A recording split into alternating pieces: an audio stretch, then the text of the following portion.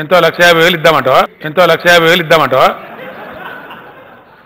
ఎందుక పనికి మాలిన రాహుల్ నాకు అర్థం కాదు కానీ సార్ ఇప్పుడు రాహుల్ గమ్మత్ అయిపోయినా నువ్వు మనిషి మధ్య రాహుల్ సార్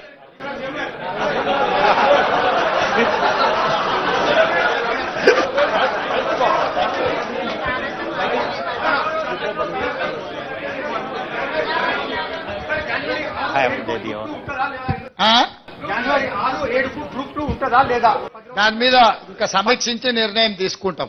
డెఫినెట్ గా రాహుల్ చెప్పింది మా దృష్టికి వచ్చింది. డెఫినెట్ గా మా అధికారులతో మాట్లాడి నిర్ణయం తీసుకుంటాం. సారీ ఇంకోటి రాహుల్ ఎక్స్ట్రాలు ఎందుక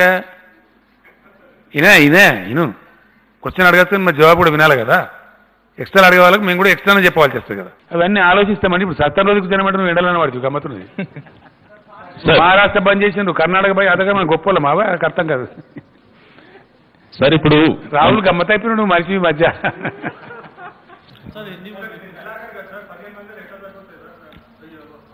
ఎంతో 1,50,000 ఇద్దామంటావా? ఎందుక పనికి మాలిన రాహుల్ నాకు అర్థం కాదు కానీ నాకు తెలియదా ఎన్ని ఇస్తాము మాకు తెలియదా? రైస్తో పాటు ఇస్తున్నాం తెలుసా? ఇది జోక్స్ లాగా మాట్లాడతారా? నువ్వు ఇంత పెద్ద విలేకరు, ఇంత సీరియస్ మనిషి, నువ్వు సీనియర్ మనిషి. Sorry very sorry. This is most irresponsible attitude అంటారు దీన్ని. నేను ఏమనుకోవద్దు నువ్వు దయచేసి. This will be considered as a silliest question, most irresponsible and not fit for the situation. CM గారు ఏం చిల్లర పార్టీస్ నాకు అర్థం కాదు. ఇదావా ఇంత ఉదారంగా డబ్బులు ఇస్తే ప్రభుత్వాన్ని బంద్ చేసుకొని this is out of budget I'm giving you know. This was not in the budget which was recently passed. To meet the emergency, out of budget we are making this arrangement.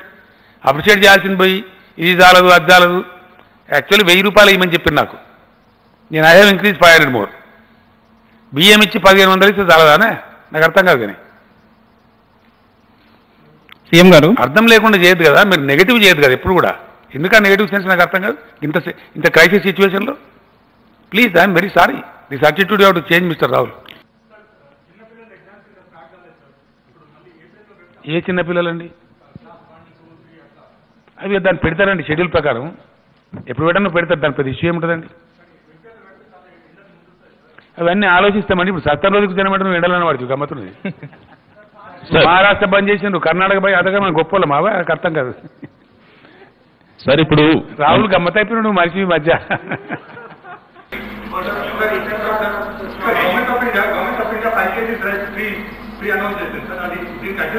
మేము 100% free ఇస్తున్నాం కదనండి. మళ్ళీ అట్లాంటి మేము 12 free ఇస్తున్నాం కదా. 5 అడిగినోడు వాడు. ఇంకోటి రాహుల్ ఎక్స్ట్రాలు ఎందుక ఇను క్వశ్చన్ అడగచ్చు మరి జవాబు కూడా వినాలి కదా. ఎక్స్ట్రా అడిగే వాళ్ళకి మేము కూడా ఎక్స్ట్రానే చెప్పాల్సి వస్తుంది కదా.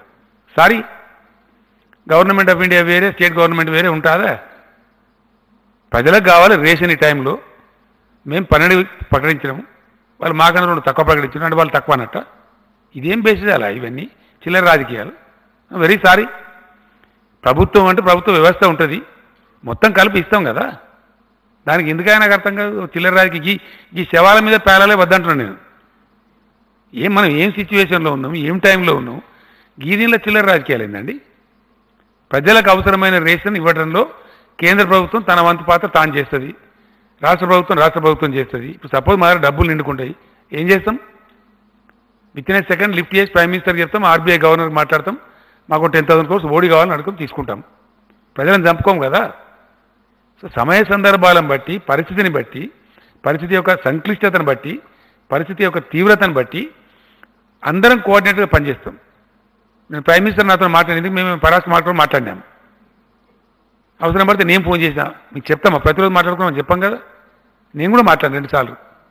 అవసరాలను బట్టి చేస్తాం. మందులు అవసరం ఉంటాయి, ఇంకోటి అవసరం ఉంటాయి, ఈ వెంటిలేటర్స్ అవసరం ఉంటాయి.